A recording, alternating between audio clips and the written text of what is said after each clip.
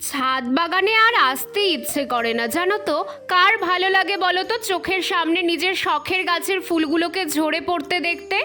যতই আমরা বলি ছাদ বাগান করা খুব সহজ, কিন্তু বাস্তবে এর পেছনে প্রচুর গল্প থাকে।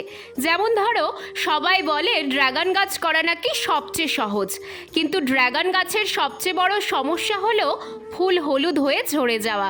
এই যে দেখো, আমার গাছেও কত ফুল এসেছিল, কিন্তু একে একে সব ঝরে যাচ্ছে।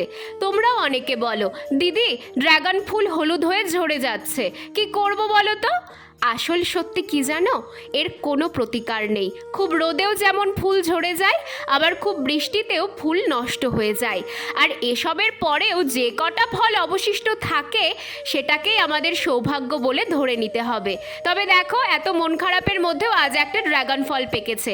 আজ আর এটা তোমাদের কেটে দেখাচ্ছি না, মা পুজোতে ভোগে দেবে।